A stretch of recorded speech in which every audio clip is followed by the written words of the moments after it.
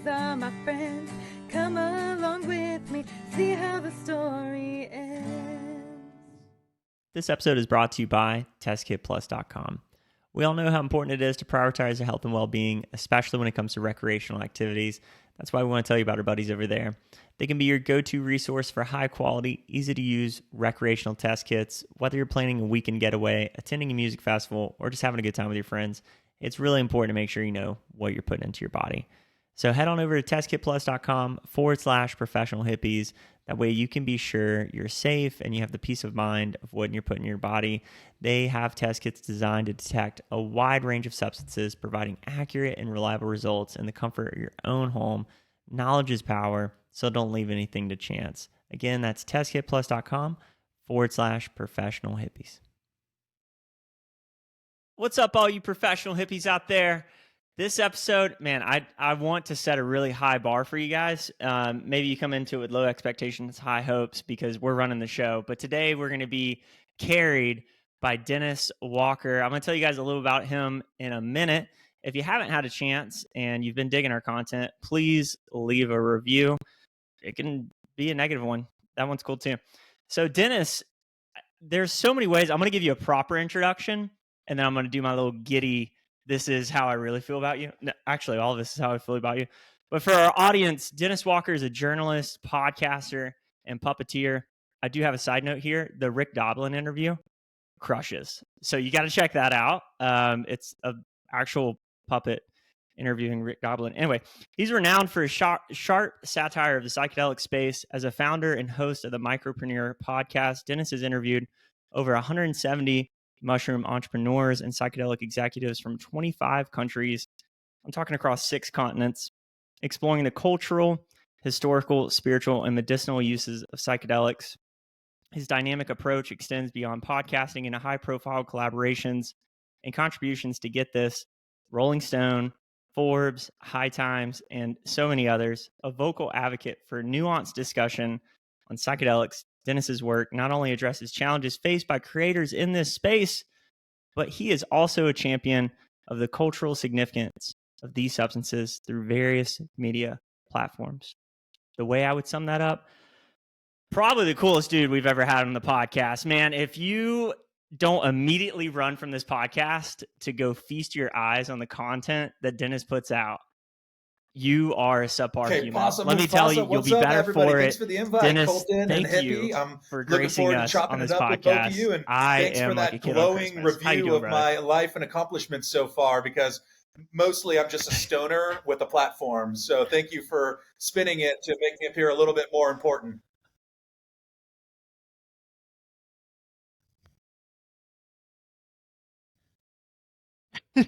Aren't we all?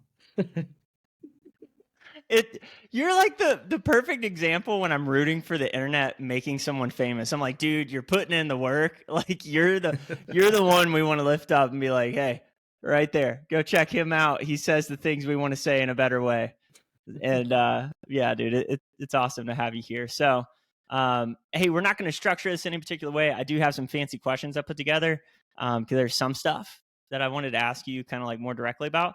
Other stuff that I'm just curious about, like, you can make it quick, you can make it long. How did you start doing So what you do? I got really lucky, now? first and foremost, but also there's this 10-year overnight sensation that was the one thing I really wasn't that I've able heard about with other people before. And I think I've fortunately got to experience this over the last year, where you start trying to build something a long time before, and you get doors shut in your face, you get the phone hung up on you, the editors don't return your pitches, and then a decade later, all of a sudden something clicks, and it's like, wow, you get all these cool opportunities now. Where'd you come from? And I think that's really the story of Mycopreneur, that there's been a lot of other failures and ineptitude and incompetencies before my lane really got carved out. And it was satire that did it for me. It was less seriously, taking myself less seriously, and really prioritizing humor and learning about the role of the court jester, about the role of satirists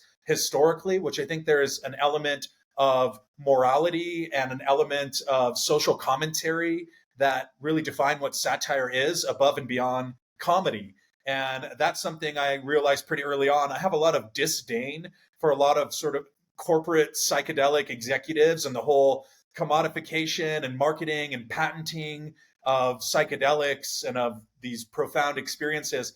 And once I started to really vocalize that in a humorous way, it turns out there's a lot of people who feel some type of way about the current era that we're living in, which I don't throw the baby out with the bathwater. I think there's a lot of value to mainstreaming psychedelics, but it also has created this robust enterprise whereby criticizing and critiquing and lambasting power structures and the C-level executive type that pivots into psychedelics and starts trying to figure out how to monetize and wrestle market share away from the other shaman. Like, this is the gift that keeps on giving, as far as I can tell.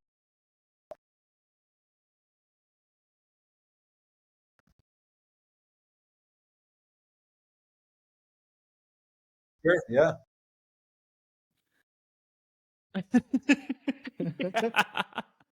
What's cool about that too, man? So, in one of your podcasts, it was with Kaya Roman. Am I saying her name correctly? Okay, so you can appreciate this dichotomy between like trying to figure out a way to wrestle with like what is, what could be, and just kind of like helping everybody get in the same hot tub. But then you have her on, who is definitely a female executive attempting to carve a path in the psychedelic space. So like, was that, I wasn't Totally. able to catch like the funny whole enough, episode, Kaya but like, is a supporter who sends me plot lines, like, hey, and she I knows want that to hear I'm oftentimes talking about her what and you people think. Like, that I she's want to hear connected your with. perspective, And or really, it like, came why down did you to have me her getting on if invited you're to like, some hey, I want to poke fun at conferences, these which folks I too? was totally unaware of this whole conference circuit, which they're everywhere now. There's so many different psychedelic science conferences. There's one right now in San Francisco, and I was at one last week in San Francisco, and now I'm navigating potentially going to one over in Amsterdam, which will be the second time I've been over there this year. And then right after that, there's one in Hungary, and then there's one in Denver. They're all over the place. So by virtue of getting invited to these conferences, I started meeting a lot of people.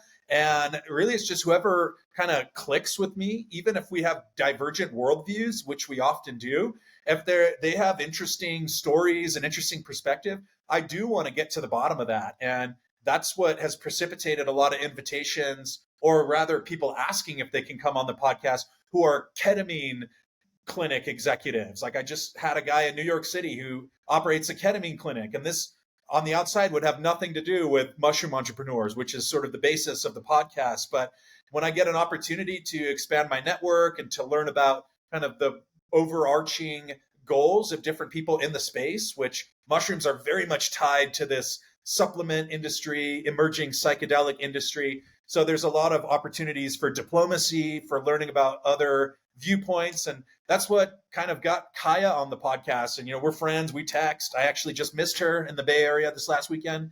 And numerous other people, which is something I've been proud of, is that I think I get typecast as being this sort of like goofy wook, which I very much am. Like, I have that deep hippie strain in me going back many years. But being able to sit down and have serious conversations with people involved in clinical research, people involved in raising tens or hundreds of millions of dollars, I pride myself on that, because there's a lot of us hippies who can't have those conversations and who will get laughed out of the room.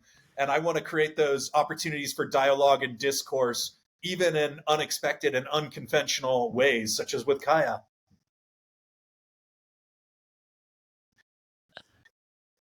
Yeah, so somebody called me out on the pronunciation for that. So it may be a wook. I don't know, to be honest, but kind of like sort of how I've always operated, though, is like I've How would never you really define been wook? Is that a connected new to word that I just learned? bandwagons A new or word? like tribalistic scenes. I've always just kind of done my own thing and have been like a Okay. relentless psychonaut, is how I would frame it. So yes, I've been to dozens of music festivals and all kinds of different events and Burning Man-esque events. I haven't done the burn yet, but how I would define a wook is probably someone like me who's just like a little bit aloof, a little bit disconnected from the fabric of reality, but also very much living for the moment, and likes to do polypharmacy, likes to take risks and experiment with our consciousness and with the safe lab tested molecules that we choose to ingest.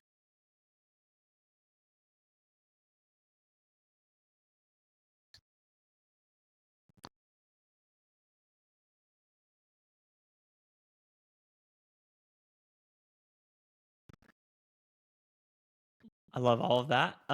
So take me back for a second, because it sounds like, hey, if this has been a like kind of a decade to an overnight success thing, what did that period look like? I think there is a healthy amount of our audience where, I mean, speaking of the professional hippies, it's that idea of like, hey, I'm trying to get my life together, but also I enjoy this whole other side of the human experience that people judge or, have preconceived notions on. So as you're trying to grapple with building a brand or your lane, so to speak, and you're facing those failures, like That was a what did that fascinating intern point in period my look like? Did history, you have to and get I scrappy? had Were to you doing learn odd some very jobs? difficult Like, lessons pretty what did early that on. kind of I went heavy into turmoil, psychedelics, into macrodoses of that mushrooms, period of and you building really this? Like, what everything I did could get that my look like hands for on you? after that as an 18 or 19-year-old. And I stayed the course of study. I got my undergrad diploma in media studies at the University of San Francisco, relentlessly experimenting with different substances throughout the whole time and having connections to different mentors and people in what was very much the epicenter of Western psychedelia. My university was a stone's throw from Haight Street, from Golden Gate Park.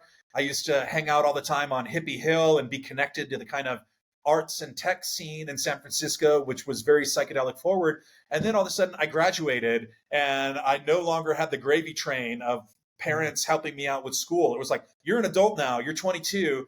And all of the lessons and experimentation that I had done up until that point never prepared me for having to actually pay bills, actually get a job, actually assimilate into the world that I was always sort of rebelling against up until that point. So I would say the bubble burst for me around like 2011 or 12. And I did all the odd jobs. I worked every odd job you can imagine. Like I worked at a haunted house, right? Like literally on a paintball course where I was like dressed up like a goblin and kids were chasing me around with a paintball gun. It was not a particularly awesome career, but it was like I was taking Craigslist gigs, working for youth sports team, doing photos or helping out filling out paperwork for these photo shoots for teams. I ended up in New Zealand working at Green Shell Mussel Factory for 5 months on a working holiday visa. I taught English in Saudi Arabia. I lived over there for 5 months. And so I had my diploma. I was able to weasel into some decent jobs, but nothing that was like a real career prospect. All the while I was making music. I'd been playing in a band for a number of years. As many people in the professional hippie audience can attest to, that's a tough career trajectory when you have 5 other people in the band and you're lucky if you make $150 on ticket sales in a night. Like, you're splitting it up and figuring out how to pay for studio time. So yeah, I was selling chai out of a chai cart on the street in San Francisco. Kind of did all of these things for stints for like 3 months, 5 months, 3 months, and then started dating my wife. So it was very much like I say, a wook in sheep's clothing. I was very far out there, but if you looked at me like from an anthropological survey, you would see like a young man who was married, got into a career as an educator. I ended up teaching in a public high school for a few years, teaching multimedia, which was honestly a super awesome gig, but one I never wanted to do long term. And traveling both internally and out in the real world externally throughout the entire time. And then it was really the pandemic when everything got thrown helter skelter for so many of us. And that was sort of my call to action to start a podcast in earnest. And that became Mycopreneur Podcast, and it's ongoing today. And it's never provided more opportunities than the last couple of months. So that all behooves me. I'm glad that I started speaking about my connection to mushrooms and psychedelics. And part of what I wanted to do from the get-go is show people that you can be a professional hippie, that like I have, I'm a property owner, I'm married, I have a distinguished resume with these big brands on it or whatever. Not to say that's the end goal, but to say that I did find a way to assimilate into Babylon, if you will, or into, the working man's world, despite often having heavy-handed critiques for the ethos and the era that we're operating in right now, which seems to be more focused than ever before on materialism and on scientific reductionism and on towing the line, falling in line, and the boss man says jump and I say how high. I disagree with a lot of those core tenets, but I also have to find a way to exist in this world as it is and not in this romanticized fantasy world that I think a lot of us psychonauts tend to try to create. And then we're shattered when we have to face the real world, which doesn't always conform to our expectations.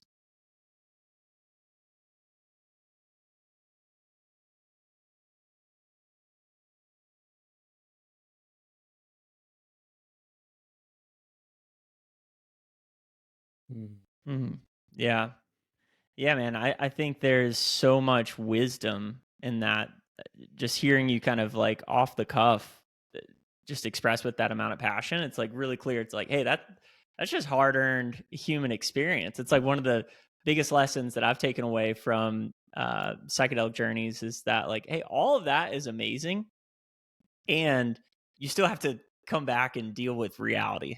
Like it's like you can Yeah, I have think these so. I mean, massive, I profound found it's healthy to experiences, have a good but the dose of most humor, beautiful a good part sense is of trying to figure humor. out a way to And assimilate yeah, that. once upon a But time, that's what when you're I'm in kind of saying, the like 7 gram assimilate or 10 gram these two mushroom different dose worlds range and together, thinking right? about how, I was really So, into the whole like 2012 idea because I was part of that kind of like reality sandwich reading crew, Terrence McKenna reading crew. And a lot of these ideas that are presented are very pie in the sky about like these incredible cultural transformations that will happen. To a degree, one could argue they are happening, but also like a lot of us still have to figure out how to pay bills, how to integrate, although I'm not a huge fan of that word, like to assimilate or to integrate these incredible, extraordinary psychedelic experiences we have with this very real need to pay the rent. I think Mitski is a great songwriter, a big fan of hers, and she has a line I've always identified with, which says, I want to see the whole world. I want to see the world. I don't know how I'm going to pay rent, but I want to see the whole world. And that's kind of like the dichotomy I think a lot of us psychonauts find ourselves in is we know that there's other realms out there, potentially a bright, beautiful future where, there's free energy and there's all these cool things and there's festivals every weekend. But then at the same time, it's like, wow, man, my rent and the cost of living keeps going up. And like, I don't necessarily want to have roommates when I'm 35 as I am now. So yeah, I kind of found a way to bring my less polished edges of myself into alignment with these other career prospects. And one of those is with multimedia production and starting your own company. And that's the whole basis for Mycopreneurs. A lot of the mushroom entrepreneurs I've had on are quite frankly unemployable. Like they don't want to wake up at 7 a.m. They don't want to have quarterly performance reviews that someone subjects them to. They want to run their own mushroom business. And some of them are doing it very, very well. It turns out that sort of like rebelliousness, that iconoclastic way of thinking and approaching problem solving, it lends itself really well to people who have a good relationship with psychedelics from my perspective.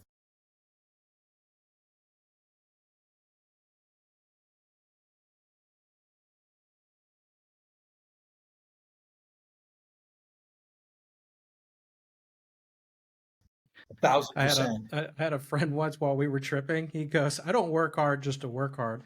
I can trip and have a good time, but I work hard So so I can trip somebody asked me this comfortably and last have week in an AC while interview, I'm tripping." and they were asking about like, what are you most looking forward to with the future of psychedelics? And what I'm kind what of is looking it forward about the to is word hopefully integrate the that kind of fadification of rubs you the wrong psychedelics and way? mushrooms kind of peters out. I think that in the last few years, it's become a fad. And therein, you have a lot of people who just recently turned on to something who are immediately trying to position themselves to be thought leaders, business owners, etc. And I think that a lot of Mm. social media, a lot of the current state of the world is exacerbating that. We're trying to incentivize people to move as quickly as possible to think about all of these concepts. But what you end up having is you end up having a lot of like regurgitation of other people's ideas. And that's what I see with integration personally. Like I recognize there could be some validity to it, but like anybody who's ever tried to pitch integration or microdosing to me is selling a service. I've literally never come across a psychonaut, which I've been tripping for many years with many different types of people all over the planet, who has ever fucking said the word integration once, straight up, or microdosing once. Every single person exclusively who has pitched those concepts has been in the last 2 years. And I think there's that sort of like riding the coattail or riding this wave. Now, I'm sure I'm going to trigger a few people who are like, no, there's so much value to integration. But now I'd also say that it's kind of like integration is don't upset the apple cart. It's like, okay, you went out, you had these crazy experiences. All right, now we need to figure out how to make you employable. We need to figure out, how to get you into the office where you can take this wilder edge of yourself and you can put yourself into this neat little box that conforms to all of society's expectations. And I do think that there's value in being skeptical of that. I mentioned that I do own my own business and I've been able to function effectively in society, but it doesn't mean I'm like super comfortable with the status quo of where society is right now. So I think psychedelics, part of their real value they offer to people is they're great disruptors. They'll get you out of your patterns of thought. Like, there's not a lot we can definitively say about psychedelics. You'll hear the same sort of talking points rehashed everywhere you go. The default mode network. Oh yeah, well, psychedelics increase the gray matter in your brain and this and that and the other. When I think that one thing we can definitively say is if you take a bunch of psychedelics, you will have some pretty wild thoughts. You will have some pretty unorthodox patterns of mental activity. And I want to kind of harness those and lean into those. I don't really want to live a super heteronormative, straighten up and fly right lifestyle. I want to be a little bit outside of the box. I always have been. And to me, like, psychedelics are validating of that you can not participate in the global status quo and the norm. You can kind of carve your own lane out. So I guess that's my long-winded way, which is always evolving, of just thinking, anybody who's trying to sell me a service repeatedly, I'm good, bro. Like, I'm okay. What if I want to integrate by doing more substances? As a human, it's my right. And I strongly believe in cognitive liberty to be as wacky as I personally want to be if I'm not causing any harm to other people.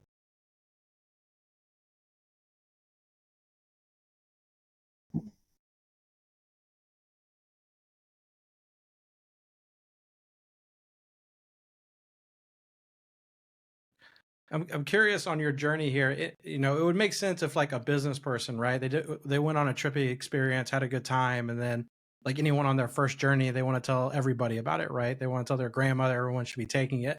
And so a business person that is good at it takes that and thinks like, oh, how can I turn this into a profit?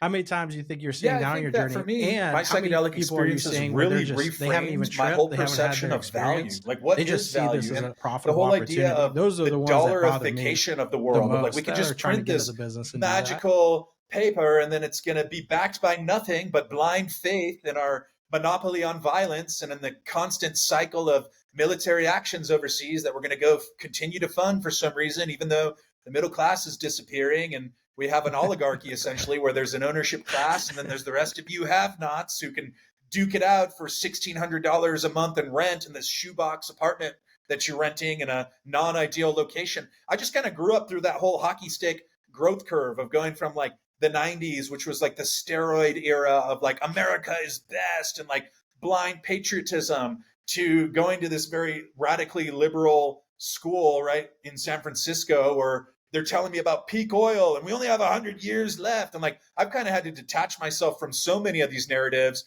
and just, pick and choose. I don't really have a strong affiliation with any political party or any kind of social identity. I think I'm constantly mercurial and in a state of evolution and, have considered myself to be a global citizen, someone who's been fortunate to travel to somewhere around 70 to 75 countries and constantly trying to learn new ways of looking at the world and to make it work for myself. So, there's a lot there we could unpack, but I do think the dollarification and people who pivot into psychedelics because it's trending now, I question how many of these people we should be following. I think that psychedelics have always been intended for a very niche demographic. Literally everybody has heard of magic mushrooms, has heard of LSD, DMT, etc. Some more than others, but everybody has heard of magic mushrooms.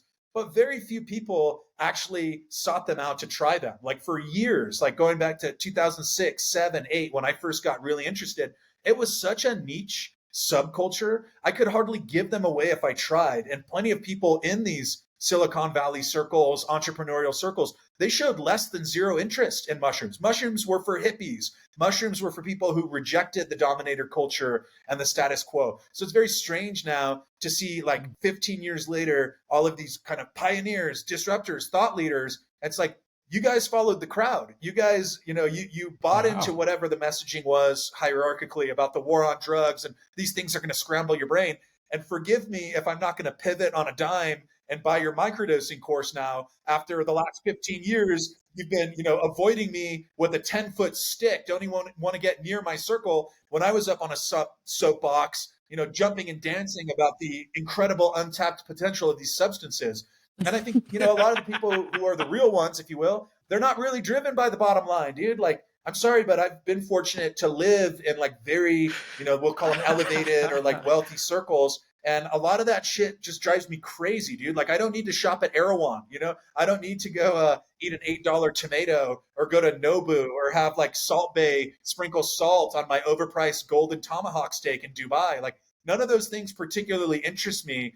But like doing mushrooms under a full moon at the bonfire and chilling out with some friends and doing some home cooked food, like to me, that's infinitely more interesting than trying to be, on the in crowd. The other thing I think is so strange is we've created this like psychedelic in crowd of like these people. And weirdly enough, I'm kind of one of them. Like I get tapped to go do keynotes and I get, quoted, and I have an ego. I love that shit, But it's also so humorous to me that we're trying to take these decentralized experiences that literally anyone can grow mushrooms, anyone can start tomorrow or, make an impact in their community. And we're trying to take this decentralized psychedelic experience and fit it into this hierarchical FDA approved medical indication box. And I don't think it fits very well. And a lot of people are finding out the hard way with all of their biotech stocks being tanked over the last few years.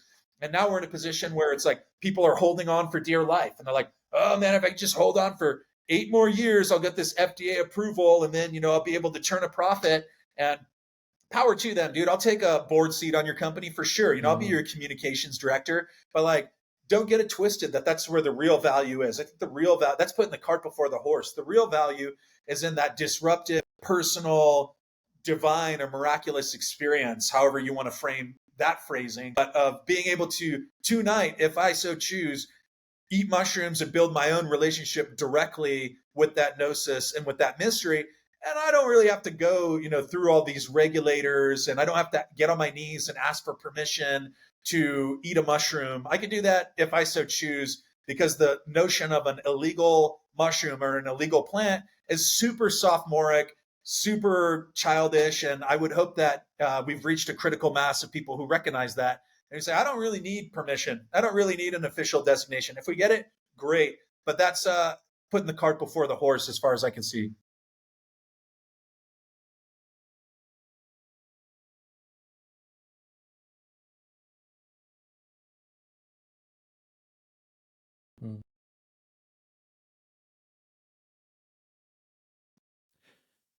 I'm going to attempt to craft a well-worded question here, but because I agree with so much of what you're saying, and some of those are like really fresh thoughts from my brain. It's kind of tickling my brain in areas we haven't had many people on the podcast, kind of come at it that way. So from your perspective, you're saying, hey, because the model as it is right now, like a lot of leaders in the psychedelic space are kind of borrowing from the medicinal cannabis playbook.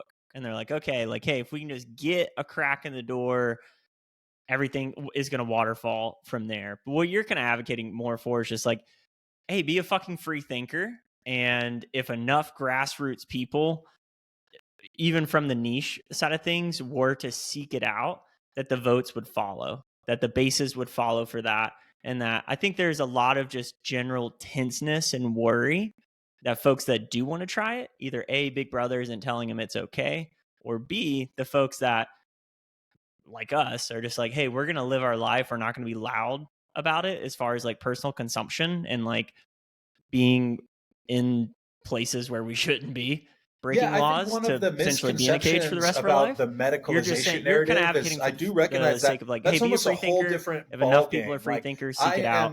That the bases would move in that direction, and litigation would change as a result of that. Less connected with the whole medicalization narrative, but I recognize that it has a place. It has value for a lot of people. But what I see not getting enough attention is all of the other incredible cultural, scientific, sociological evolutions that could potentially come through psychedelic use. And Silicon Valley is a great use case of this. Like, having gone to school in that region and connected with a lot of entrepreneurs fairly early on, I learned way back in like 2009 or 2010 that there were these incredibly successful, brilliant entrepreneurs who all had personal relationships with mushrooms. It's an open secret in Silicon Valley. Not to say the end goal is to try to create monetary value, but just thinking about how many brilliant people just need that one outside of the box experience in order to solve that problem. And that doesn't get ever addressed hardly. It's always about the indication, the medical potential. That's very much like treading water as far as I can see. It's like,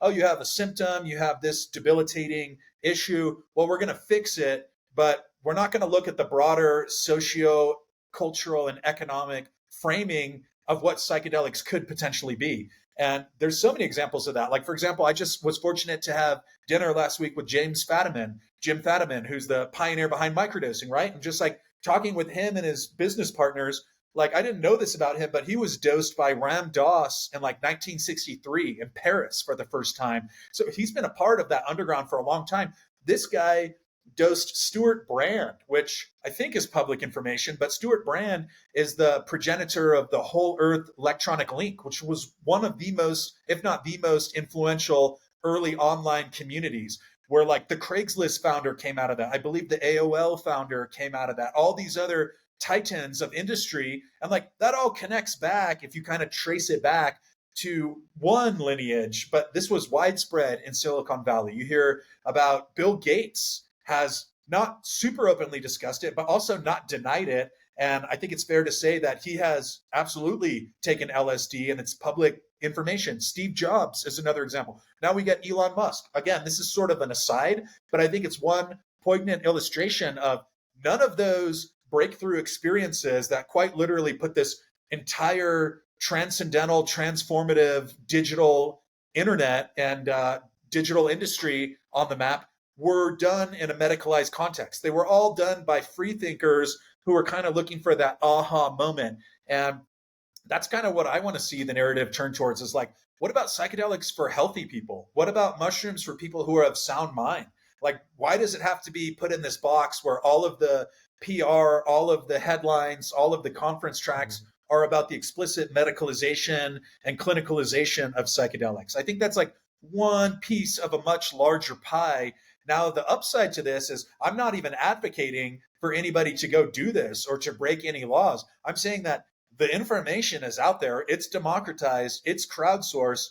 You can find a million different sources to either forage wild mushrooms, to grow them yourself, or to connect with like-minded communities. There's psychedelic societies all over the planet and festivals all over the planet. And there's educators and online groups. So I'm sort of in this space now of advocating for people to do what's right for them. And like, if you have a question about your mental health history and about your family history, if you have any question or hesitation about psychedelics, probably don't do them. You know, like when I got into it, I was a very sound mind, an athlete. I was a high schooler. I came from a very stable background. It never once crossed my mind that I was going to take mushrooms to alleviate PTSD or depression or whatever. I took mushrooms after reading several years worth of trip reports, reading Food of the Gods by McKenna, hearing all this anecdotal peer evidence of people who had taken them, be like, well, you seem fine. Like you're still in the honors classes and you're out here talking about this extraordinary experience you had over the weekend.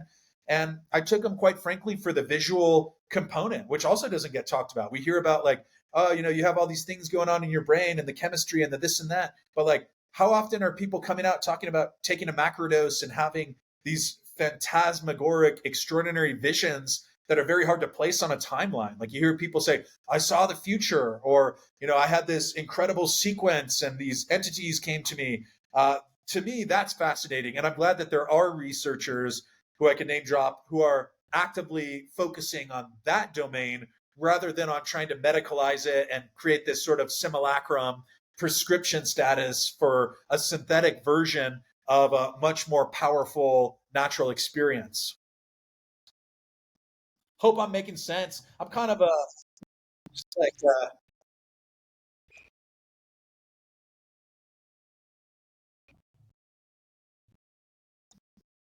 just had an espresso too. I love all kinds of drugs. I love coffee too. Dude, I just my brain. This feels like a trip. I'm totally not a psychedelic exceptionalist like either. I think there's so many incredible molecules, both laboratory-based and plant-based, that we're going to start getting into. Just like as a quick tangent, I was very fortunate recently to spend some time with Jonathan Ott, who's like a huge influence on me. He's kind of a kook, he's really out there, a mad chemist, but the dude hardly even touches psychedelics. He's got so many other different alkaloids and plant-based and laboratory-based molecules that he's interested in, that I want to learn more about these things because I'm a victim of the war on drugs and on the misinformation around drugs as much as many other people are. Like, there's so many things that if you had come to me 3 years ago, I'd been like, I'm not going to touch a pill. I'm not going to touch MDMA. I'm not going to touch this or that. And then, I go to Berlin and my buddy's like, hey, I've got really good speed. You want to do some speed and go to a nightclub? And I'm like, whoa, I don't know about that, man. And then you find out like, well, that's a huge part of the culture. Everybody does it and it's super clean. And I think that this is the next step for me, is like recognizing all these incredible pharmacological boosts that exist that we just don't quite frankly have good information or education around in the United States in many places, including psychedelics.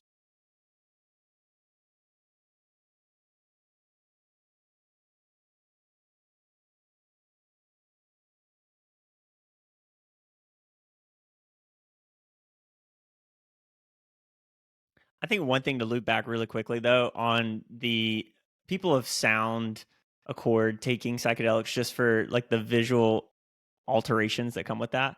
Like, I had the most awkward experience when I sat down to do ayahuasca, and we're going around our talking circle with the spirit stick, and you've got my uncle physically abused me. I've been divorced 3 times. It's just going down the line, and they encouraged truth, and I didn't know what else to say. I was like, hey, I just came for the pretty colors. Like, I just heard this was the summit of colors. So that's, just pass a stick, and I felt so awkward. But the guy next to me was like, hey, dude, I was totally going to lie, but I'm with this guy. Like, I don't know what else to say. I just came for the colors. And it's like, I don't think that narrative is discussed enough. It always seems like, whether it's with cannabis, you suffer from some nerve disease or whatever. And same thing with psychedelics. It's like, oh, you had to go war or etc. Where Dylan, I don't know, like, how many people have we honestly sat with that didn't fall into the camp of like someone totally sound, got their it was life kind together? of like, I tie that a bit to what you were talking about, Dennis, where these executives, right, they learned and worked hard to get where they were at without psychedelics. They didn't need to get it to where they were at. All of a sudden they were just like, I need to step outside the box somehow.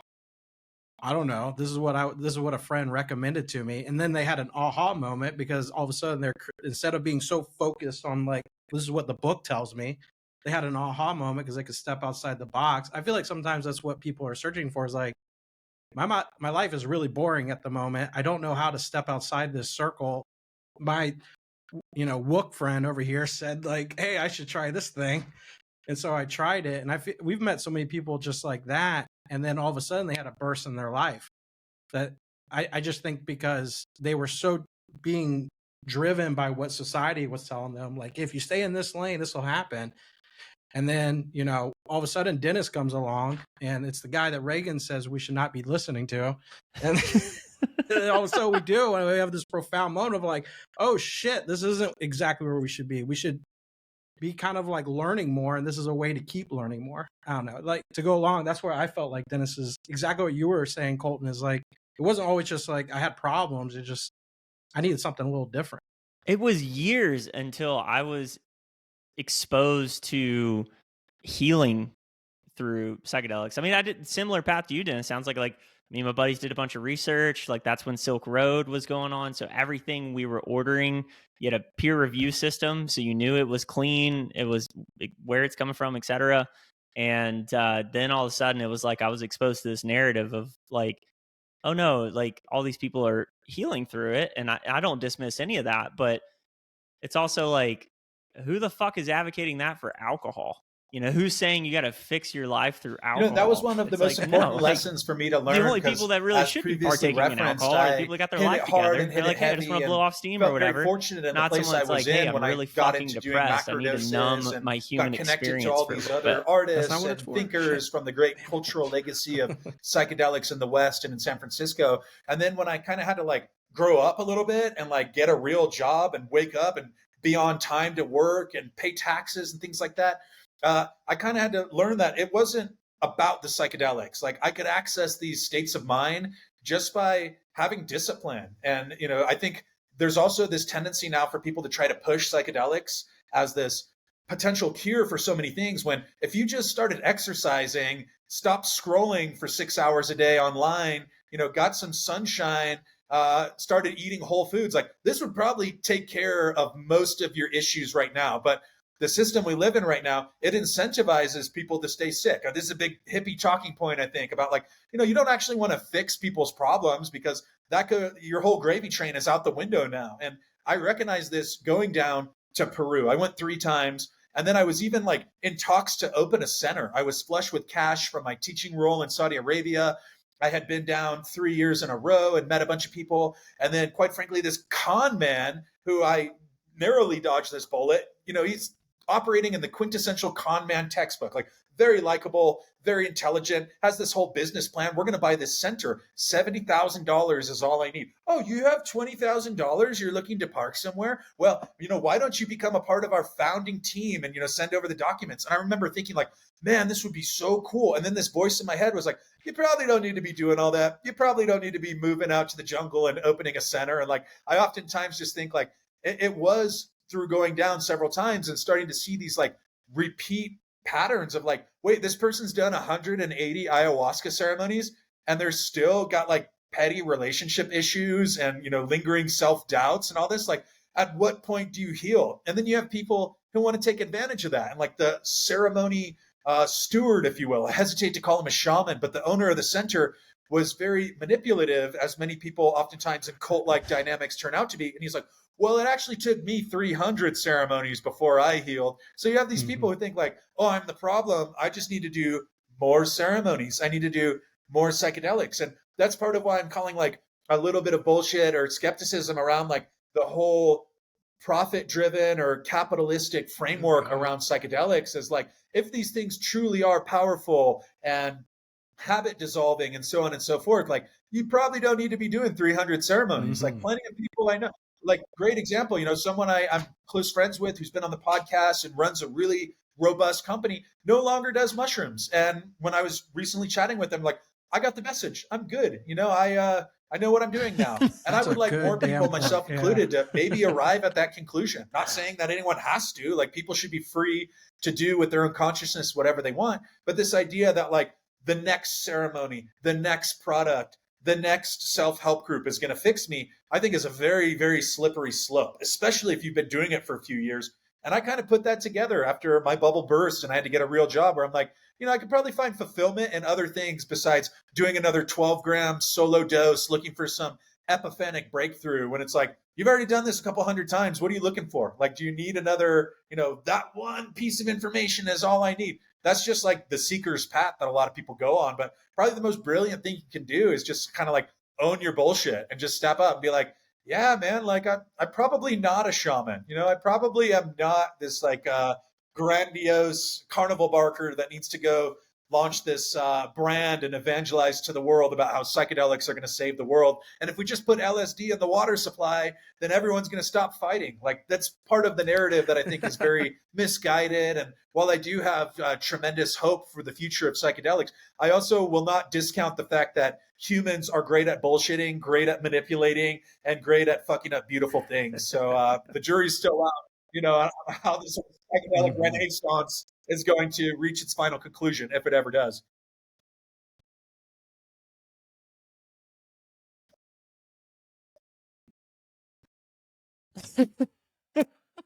That's a man. You definitely like you drove such a point in my head of being like, yeah, this cool that the corporations are getting a little bit more involved, but corporations sure do know how to fuck up a good thing. And if we're trying to, you're like Saudi coming from the side being like, wait, hey, I'm trying to put a kibosh a little bit on that. By the way, over there in that region. First I've ever may have heard that a teacher was flush with it's a stretch. That is awesome. I have to be careful with my wording of this one, but they're open to ketamine therapy, which kind of falls under the big tent, according to a lot of people, of psychedelics. But just this last year, there's been 2 health conferences in the United Arab Emirates, which kind of serve as a hub for a lot of the influence and decision making in that general region. And they had panels on ketamine, and which were billed as psychedelic medicine, psychedelic therapy. So it's sort of one step towards this globalization of psychedelics, which is a fascinating unfolding that we're seeing.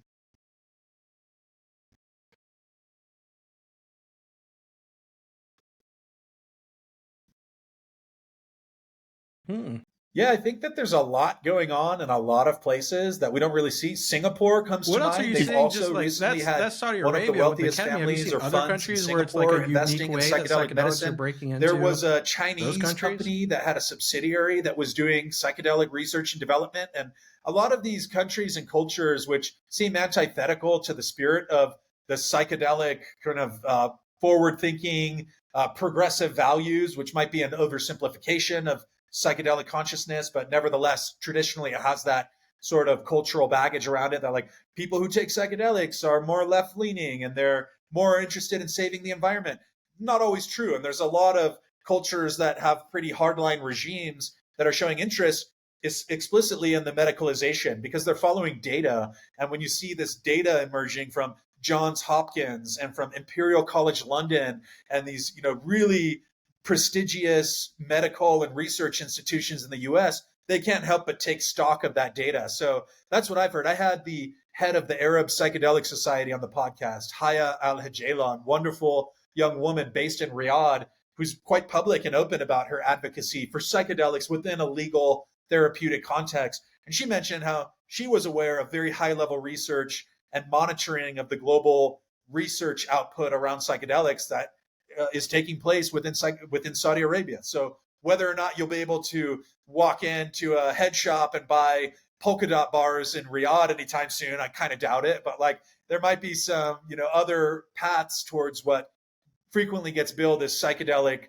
therapy. Although the jury's still out for me on if ketamine actually fulfills that function. It's quite its own thing as far as I can tell, and it's designated as an essential medicine by the WHO, but it's designated as a dissociative and as an anesthetic, though it's used off label by a lot of clinics as a psychedelic. And just to bring into context or into perspective right now, the word psychedelic, I think means nothing anymore, to be honest. And I'm far from the only one who feels this, but like you can just put psychedelic in front of anything and it doesn't mean it's psychedelic. You can be like a psychedelic dentist. I've literally met a psychedelic sports agent. I've seen psychedelic soccer. It just becomes this sort of catch-all phrase that like, well, if we just put psychedelic in front of this thing, then, this MDMA therapy we're doing to extend the operability of active duty soldiers, that's actually psychedelic medicine. But it's pretty easy to question that claim. And this, again, drawing from Jonathan Ott, who I don't know is like the most, I wouldn't replicate his actions necessarily, but I think he has a lot of good ideas. But he mentioned how like the term psychedelic itself very much refers to a period in time, like the 1960s, that was psychedelic. And now we have something totally, totally different. Is it still psychedelic? Like if you say ketamine and MDMA and DMT, ketamine done in a clinic and DMT smoked with the Seri tribe in Mexico, those are extremely different experiences with extremely different motivations behind them. So to say that both of those are psychedelic is kind of stretching the term to its limits. So there have been various proposed alternatives. I don't think we'll ever get to that point. I think it's here to stay. But just to round out that thought, the very title, psychedelic renaissance, which a lot of people have used, the gentleman who coined that term is in extremely hot water and was recently suspended with his medical license for poor decisions that were made, which were widely unpacked within the broader community. But it's just an example of like, do we still need to use this label? Like it's kind of already led down a road of heartbreak and disaster. Like maybe it's time we start using more accurate framings. And I'll leave that to someone more qualified than myself for the time being to propose what those should be.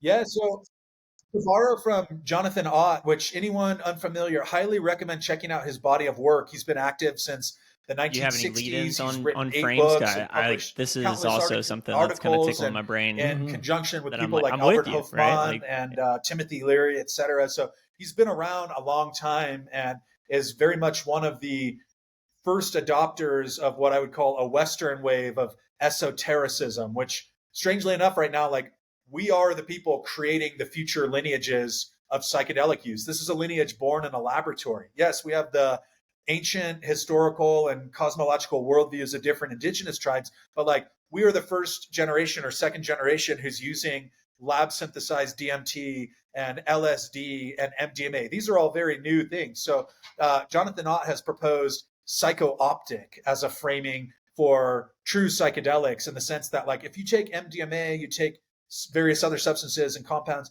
you're probably not going to get much visual activity. But that's one of the primary reasons a lot of people seek out visionary plants and different experiences for. Like, I don't know anyone who wants to smoke DMT so that they can just have a little bit of a, tingling sensation in their skin. You smoke DMT and hit it 3 times so you can blast through and see machine elves, or, although I've never seen them, these gesture entities and insane, otherworldly, beautiful alien landscapes. That's something different. So that's where optic comes in. And I believe he's actually publishing a paper or a forthcoming book on this. So I'll just leave it there for people. Psycho-optic is one term that has been proposed as an alternative to psychedelic. And also I should mention Jonathan Ott is one of the individuals who coined the term entheogen. So the idea of like a God-containing plant or a visionary plant. So he does have quite a bit of, he's worth his salt when it comes to the etymology of psychoactive substances and naming the experiences.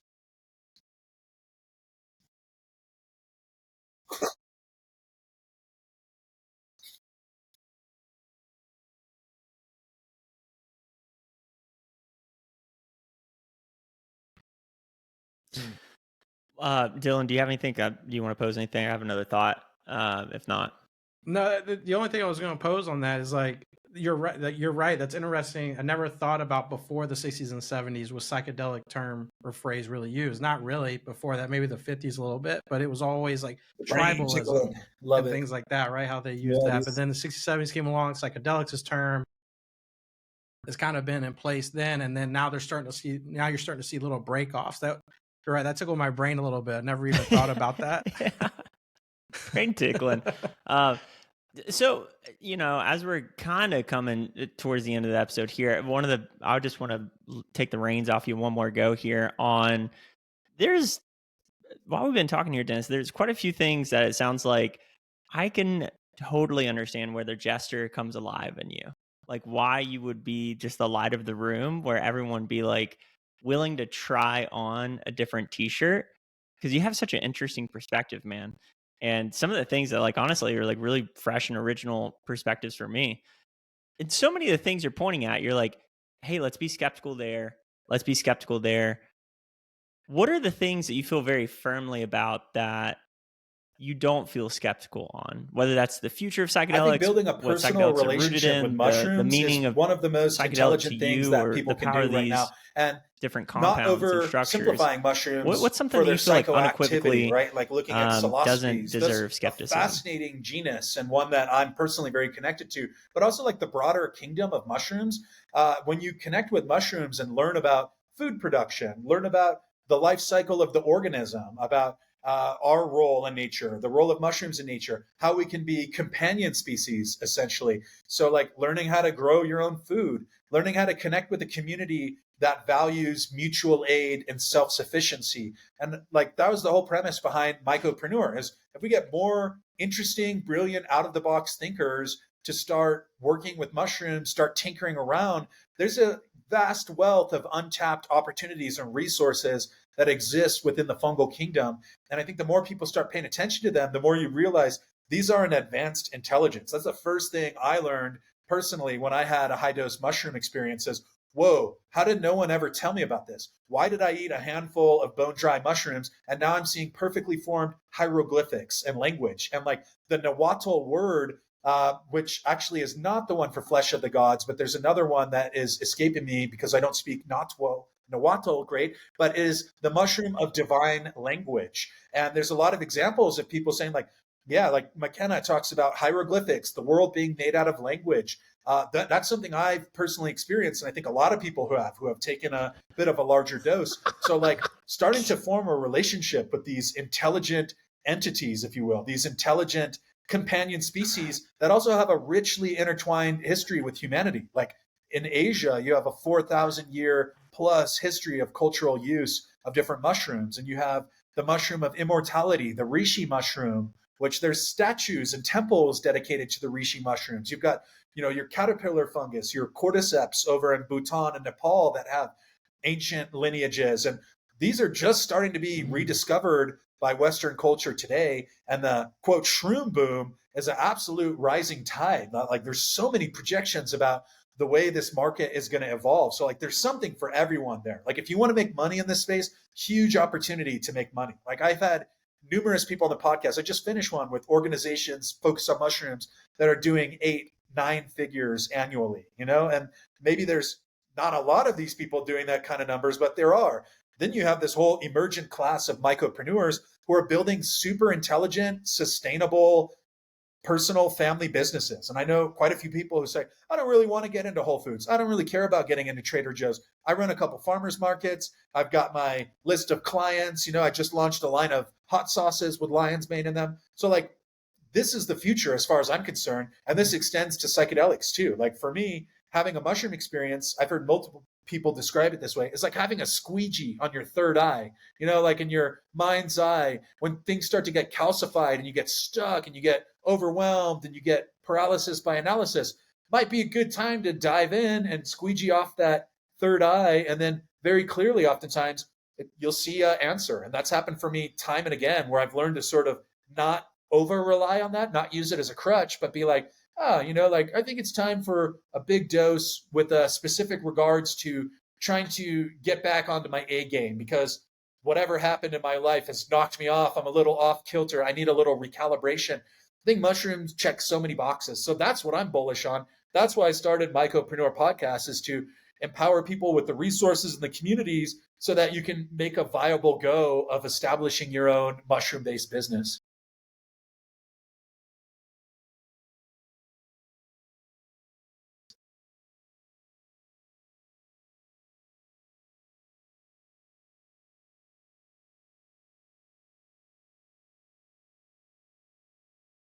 All right, folks, that's a wrap. No, I'm just kidding. Dylan, anything to close here with? I want to get him his billboard question, but any last let's do thoughts? that. Let's do that. Cool. Let's do the question. Wow, okay. Man, so off the Dennis, top thank of you my so head, much for coming on, I brother. wanna be, One question we love to ask what are every my guest blind is spots? I think that's kinda why I redundant host in nature. people like If Kaya there or was one different question you executives, wish is I want to know, like, more what are people my asked blind you, spots? what would Because that question so be? many of us in this era are so used to just having to know everything all the time. Like we have a epidemic of know-it-alls. And I do a lot of stand-up comedy or hosting recently. Mhm. One of the things I point out is like, when COVID happened, everyone became an epidemiologist overnight. Like, your cousin in Alabama all of a sudden had like super nuanced hot takes about epidemiology and viruses. And then as soon as the war in Ukraine unfolded, everyone just pivoted and everyone's a geopolitical expert now. And everyone's like, oh, they shouldn't be ceding the Black Sea port. And I think that's the era we live in. And it maps itself onto psychedelics, where you have people who get into this space, have an experience, and they're like, oh, I can monetize this. I can lead my own splinter cell of psychonauts. And so I would be like, what's my blind spots? Like, what am I not considering? And that's also why I love being in the room and on stage with people who have very different, divergent backgrounds, because I recognize that, I'm not going to be 100% accurate 100% of the time. It's actually a lot easier to be accurate when you're a professional bullshitter doing satire, because like there's really no grounds to disprove any of that, because it's artfully crafted to be misinformation. It's kind of like the perfect complement to this era of misinformation and disinformation, is like actually intentionally creating and owning misinformation done with the intention of provoking original thinking or critical thinking skills. That's, as far as, we barely even talked about satire, but that's kind of where I've stacked my chips, because A, it's super fun, B, it offers a lot of prescient and biting opportunities for social commentary, and C, at the end of the day, humor is really healthy. Like it's cross-cultural. Anywhere you go in the world, like even if you don't speak the same language as a person, if you can find a way to laugh about something or do physical comedy like Three Stooges style, that translates really well. And this fits into the broader arc of like a psychedelic life as far as I can see. So yeah, that's kind of where I stack my chips. And in the meantime, I'm still trying to figure out how to scale my own businesses. It's this constant push and pull between like, I often tell people like, I'm happy to sell out. I got to get the right buyout, dude. Like I have had like a few legitimate offers / people trying to get in on the Mycopreneur wave. And I'm pretty upfront with them. Be like, yeah, it's going to cost $350,000. Like, well, we were thinking more about this number. I'm like, that's my buyout price. I'm happy to sell out, but like, it's got to be done right the first time. And in the meantime, I'm happy to spin off other companies, which I've done. I've registered a handful of companies. I've got a few things, if irons in those fire. But I see Mycopreneur sort of as like my racehorse that's in a really good position in this current moment in time. So, anybody who wants to ride on that bandwagon is going to have to pony up some capital up front. I'm in. Let's do it.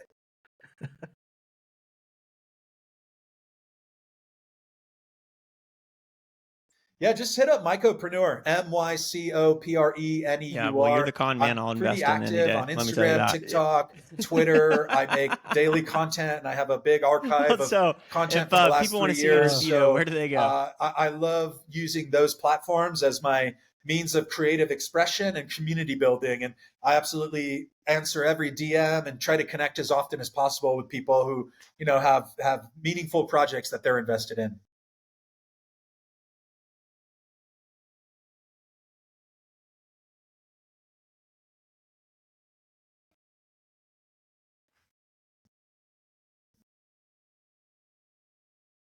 Yeah, well, man, I'll tell you, it means so much to us that you came on, and just to sing your praise one last time. I think humor is one of the highest and most delicate forms of intelligence, and it's just so clear, like how passionate you are about this. And I think expressing that through humor takes a lot of discipline. It takes a lot of open mindedness, and in some ways, I'm sure along this journey you've been challenged in your beliefs and had to thanks for do some inviting me inward on. reflection. Thank you to the audience for indulging me in my bullshit for an hour. I hope that there was some morsels of insight the best case scenario for what let's make this an ongoing, open-ended dialogue. So thank you again for the opportunity here.